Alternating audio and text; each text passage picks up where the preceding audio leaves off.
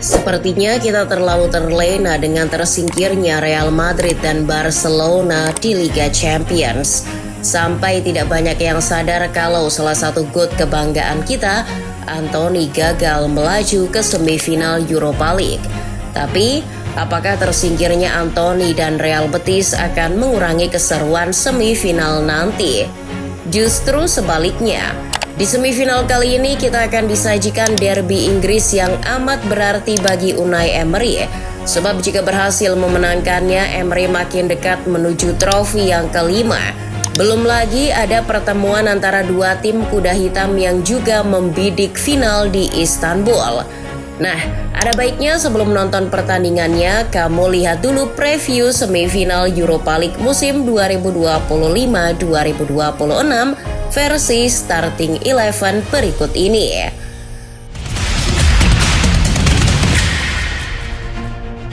Ternyata memang benar ya kalau pawangnya Nottingham Forest itu pelatih asal Portugal. Setelah bolak-balik ganti pelatih, Forest mulai menemukan ritme yang membaik bersama Vitor Pereira. Sejak ditangani Vitor, Forest berhasil mencapai semifinal kompetisi Eropa setelah 42 tahun lamanya.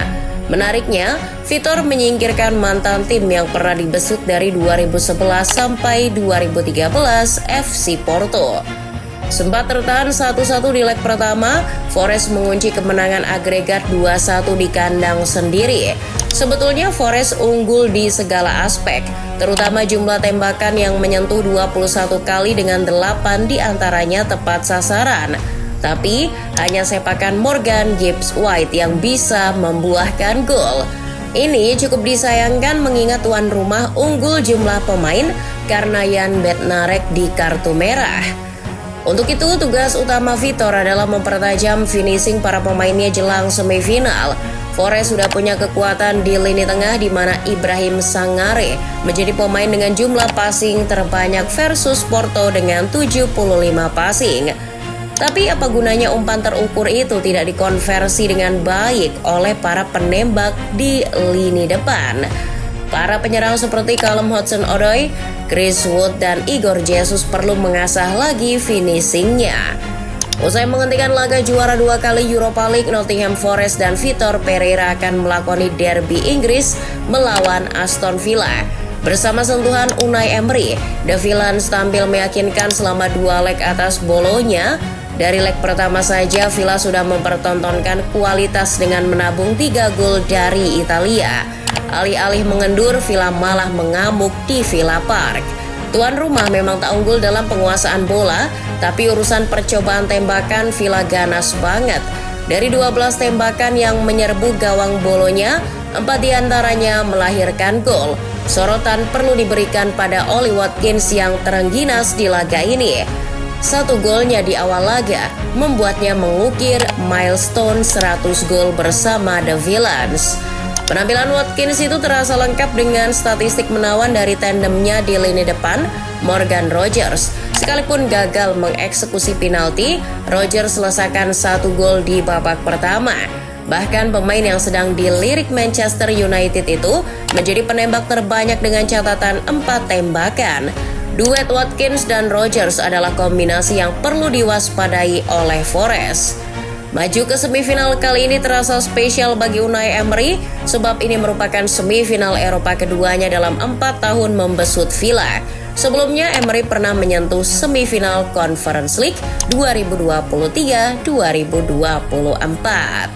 Pada pertemuan terakhir di Premier League 12 April lalu, Vitor Pereira memang berhasil menahan Aston Villa-nya Unai Emery. Tapi di level Europa League, statistik keduanya menunjukkan ketimpangan. Emery sudah tentu lebih kenyang pengalaman di kasta kedua dibandingkan Vitor. Kita pasti tahu kalau Mr. Good Evening adalah pelatih tersukses sepanjang Europa League. Sejak memulai karir melatih pada 2004, pria asal Baske ini sudah mengantongi 4 titel Europa League dari 2 klub berbeda, masing-masing 3 kali bersama Sevilla dan sekali bareng Villarreal. Melangkah ke semifinal musim ini membuat Emery kian dekat dengan trofi kelimanya. Apalagi Villa kini menempati unggulan pertama juara di atas Forest. Beda Emery, beda pula Vitor. Pria yang pernah dipecat Wolverhampton itu memang sudah 5 kali memimpin timnya di Europa League. Tapi, Vitor sebelumnya paling banter hanya melaju sampai babak 16 besar saja. Itu terjadi saat dirinya menukangi Fenerbahce di musim 2015-16 saat kalah agregat 2-4 dari SC Braga. Selain sajian derby Inggris, Nottingham Forest dan Aston Villa semifinal Europa League juga mempertemukan dua tim kejutan, SC Braga dan Freiburg. Beda nasib dari FC Porto yang kandas, Braga bisa menyelamatkan marwah Portugal di Europa League. Yang lebih menarik, Braga adalah satu-satunya wakil Portugal yang tersisa di 3 kasta kompetisi Eropa musim ini. Klub yang namanya persis nama jalan di Bandung itu mengandaskan timnya El Gasing Antoni Real Betis. Sempat tertahan 1-1 di markas sendiri, pasukan Carlos Vicens mengunci tiket dengan membungkam Estadio La Cartuja. Sepanjang leg kedua, Braga memang tertinggal di banyak aspek. Ambil contoh, Betis bisa lepaskan 12 tembakan, sedangkan Braga hanya 9 tembakan. Tapi jangan salah, dari 9 itu 8 diantaranya on target dan membuahkan 4 gol. Bandingkan dengan Betis yang hanya 6 on target dan membuahkan 2 gol. Kalau kalian tanya siapa kunci kekuatan Braga menuju semifinal, jawabannya ada 2. Pertama ada Pau Victor. Betul, doi adalah mantan wonderkid Barcelona yang baru diangkut musim ini.